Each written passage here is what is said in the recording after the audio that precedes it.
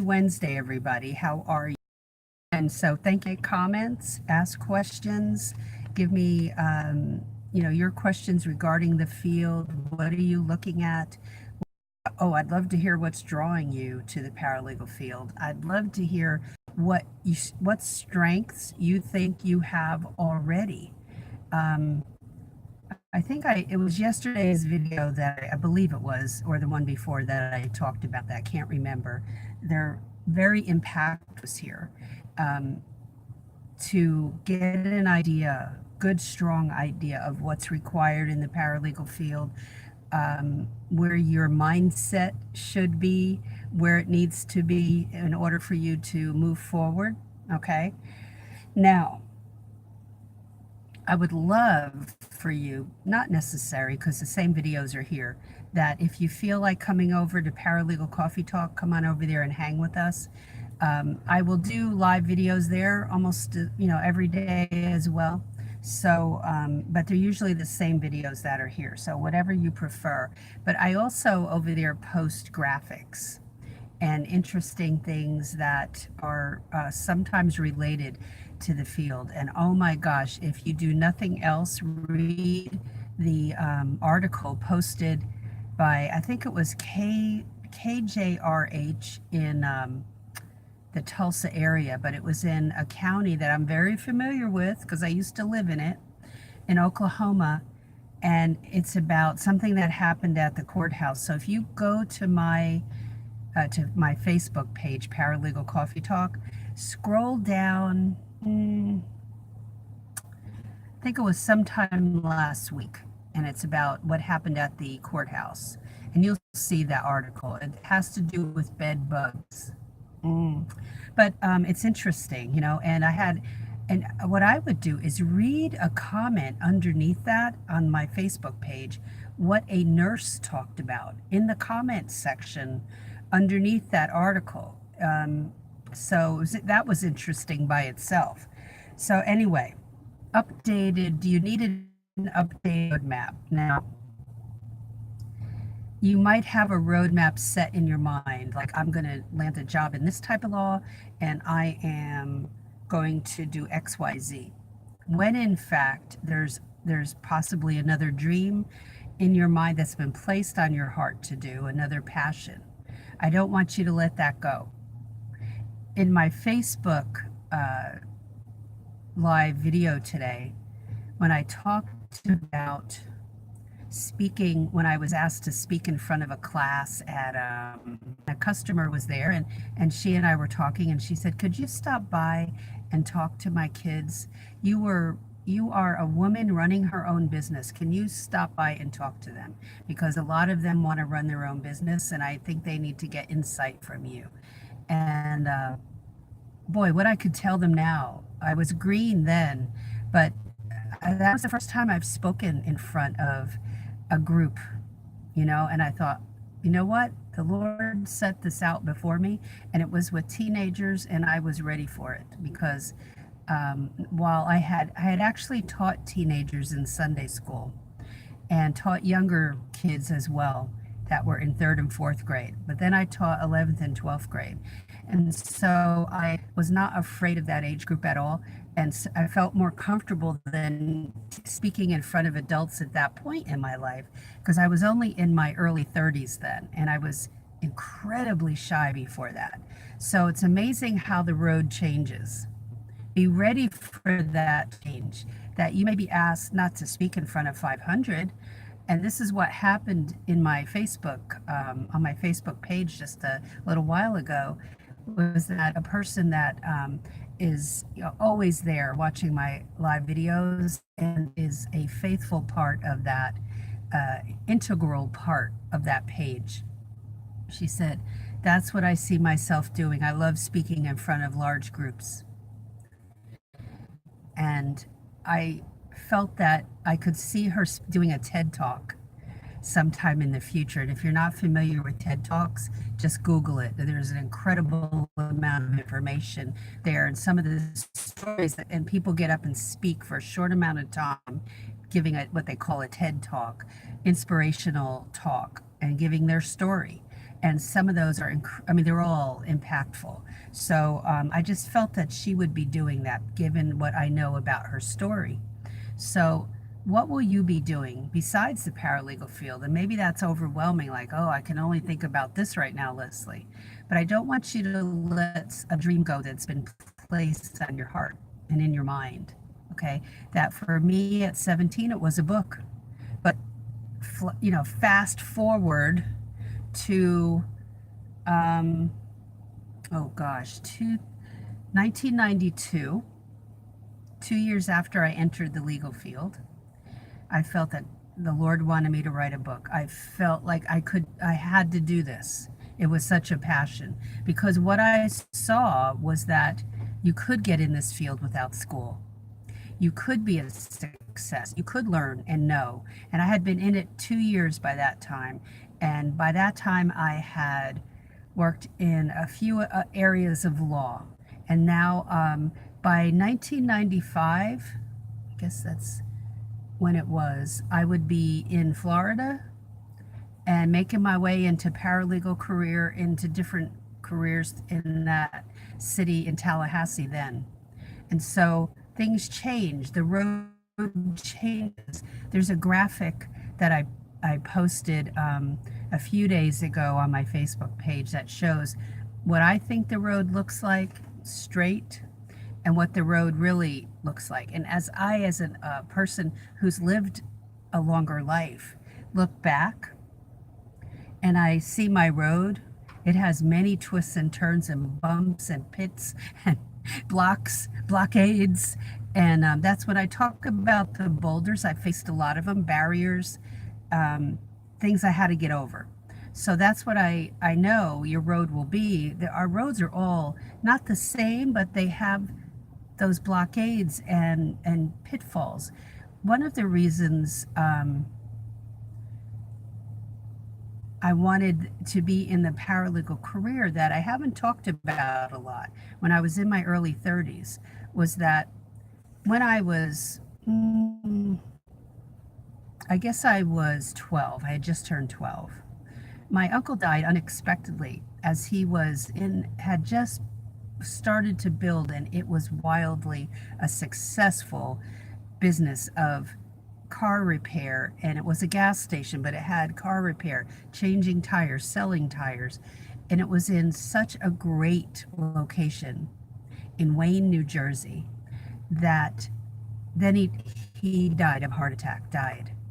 And it was a heart condition that was probably undetected at that time, because don't forget, this was 1964.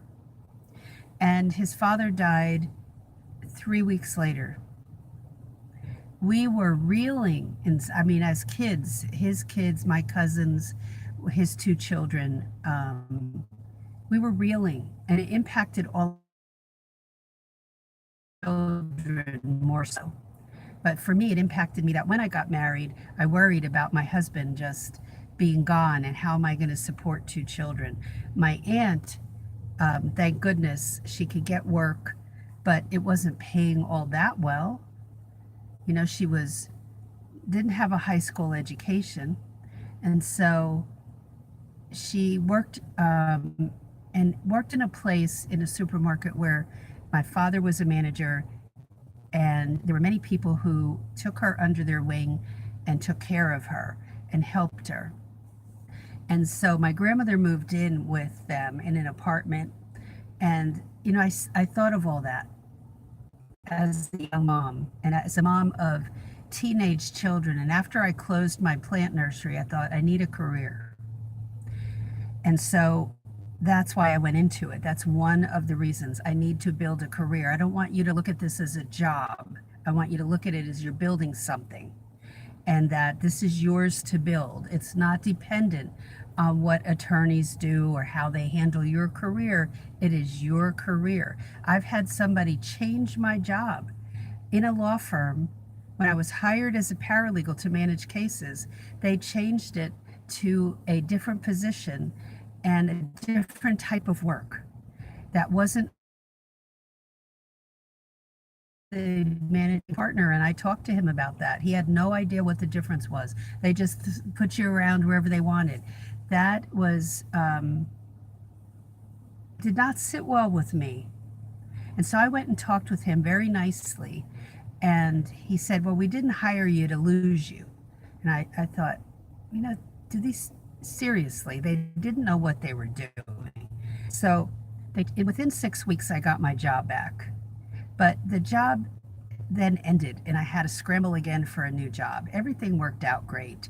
But I want you to look at you're building a career for you, not for the law firm, but for you. I want you to shift that mindset. That what are the things that you have to do? And I'm going to ask you some questions, okay? That when I want you to always remember that if you are being led, you feel like you're being pulled to do more, like you want to do this paralegal career and you've been in it, say, for a year. Let's fast forward. You've been in it for a year. What is that other thing you see yourself doing, or things you see yourself doing? Don't give up on those. Do not give up on those. They're given to you here for a reason. So that's on your roadmap to do. So what have I always wanted to do that I haven't done yet? What stops us is that we have a lot on our plate, right? It may be that you have to allocate the lunch hour to add to that. That's what I would do when I was working as a paralegal. I knew I should write a book.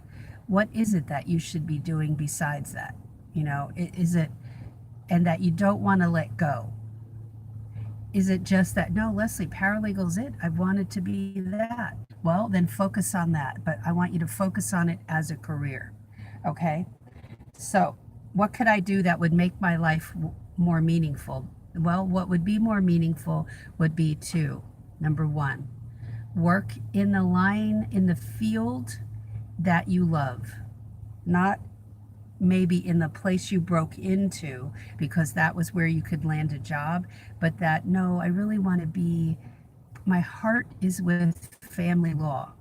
I've had people say, I went through all that. I went through a divorce, or I had to fight for custody, or I had to fight for visitation, and I want to work in that field and help other people. Now remember, you can't give advice. But if you want to help other people that badly, are you being pulled to counseling? So really dissect that. What is it that you're being pulled to? Or should you be a therapist? That understand. I've had a paralegal say to me they left paralegal work because they saw that that's what they should be doing. Sometimes you have to go in this field to get clarity, to understand what it is. So be honest with yourself. What is it that you want to do? Don't look at the average salary. Watch my other videos. Binge watch these videos. Don't ask me a lot of questions unless you have binge watched. Put the work in and take notes, okay? Answers are in these videos. You have to take the time to watch them. There are over 300 now on this channel. So what could you do to make that work more meaningful? Well, you can be in that area you want to be in. You can change law firms. For my veterans who watch my videos, veteran paralegals, you don't need to stay in that law firm if you don't like the work, or you don't like the attorney you work for, the people you're working with. You can change it up. So, okay, what could make it more meaningful? And then don't leave, if there's that side thing you want to do, don't leave that. Number 3, how could I use my influence to have a positive impact on others? Well, the way to do that is always to pay it forward.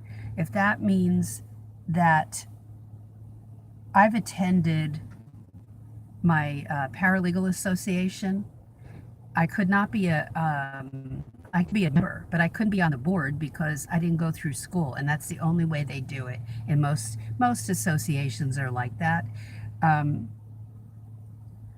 But what I did was I had an impact because I'm a techie person, and I saw a paralegal build her own website many years ago. Her name is Victoria Ring, R-I-N-G. Victoria passed away because Victoria dealt with a lot of illness, and she worked through that, built her own business through that, and built a course and sold it. And she wrote a book, more than one book. She had such an impact on me in many ways, and I saw what I could do, and I saw that I could build my own website. You may not be built that way, you don't care about that, but I had to take that and use it for good. So to impact other people. So take what you know as you grow and you become a paralegal and use it to impact others. You may write your own book someday about your journey. I have somebody doing that right now that's on my Facebook page. So, and probably more than one. What can you do to impact other people that will give you great satisfaction? Okay? And you're like, I'm not even in the paralegal field yet. How can I impact somebody else? You can impact other people. And you watch my video about the naysayers. I think it's from yesterday. And understand that you can impact a naysayer by what I tell you to do in that video. So watch that one. Number 4, at this stage of my life, what is my divine purpose, assignment to do? Well, at 17, for me, I knew I'd write a book. I had no idea what I would write. Fast forward to 1992, started writing it. Had no idea what would happen, but I knew I had to write it. And fast forward from that to 2006, where I took a course by Jim Edwards, and he had a course way back that taught how to write a book in 7 days.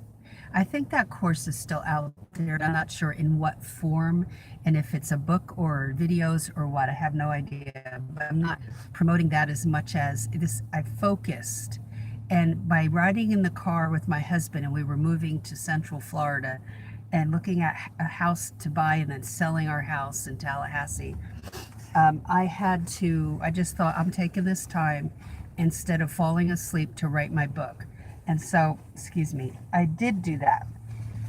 And so what is it that you've put on the back burner? If it's the paralegal field, then keep going forward. But don't leave another dream on the back burner because of this. Keep thinking about that. Write notes about it. Now, I'll tell you, I have a cousin that is the cousin of whose father passed away that I just talked about. And he had a desire to be a car mechanic. His love was working on cars. Besides working as a person who worked as he actually would make your eyeglasses if you lived in Oklahoma City. For a short time, he did he would grind the lenses and fill the prescriptions in some facility that he worked in. Then he became a postman for few decades, did that in Oklahoma City. And then he ended up he put a huge garage on his property, and he has plenty of work, and he fixes people's cars. So he bought an incredible lift that he has in there, and he has a guy who will come by and help him. And that has been a joy in his life because that was his purpose all along. And he put it by the wayside until he could afford to get a garage. And he's been doing that now probably for 15 plus years. But that's the dream. So what's your dream? I'd love to hear what your dreams are. And I'd love to hear what your strengths are. You see as your strengths, as your base, to get into the paralegal field. Post them below. Feel free to do that. Nobody's gonna come on and be snarky. The minute anybody snarky on this channel, gone. So what is your purpose? What are you supposed to be doing? Sometimes we have to go down a road, maybe going into the paralegal field, where this becomes clear to us. It may be that the paralegal field is that road, right? But then as the road goes on, God may be moving you into other areas. Don't discount that. Don't think that won't happen. He'll be showing you other ways. Be open to that. And you might be taken off into another area. I was asked all of a sudden to become the leader of the staff meetings I was like, okay, you know what? One of the reasons why I said okay, because I didn't want them to be 3 hours anymore with this attorney leading them. I wanted to lead them, and because I'd keep it to an hour, and we had work to do. So I said yes, and all I did was put an email out to the staff saying, tell me what you want to talk about. I'll do an agenda and then I'll send it to you all. I had a deadline for that, for them to give me their info. And then we went into the meeting, set the time, day, had the meeting, and we had to get some projects done that were on our plate so that we would be able to say to the attorney, yes, we have these done. So, after the first staff meeting, the attorney that led the previous meetings got on our case that we didn't get anything done. And I said, I have to differ. I have to politely differ that we have gotten some things done. So, and we were actually having to build a kitchen in the basement and get that done. So that was going on, and a lot of other projects that we did accomplish, and I was able to prove that because we had it on a sheet with those lists, with that list, and got it all done.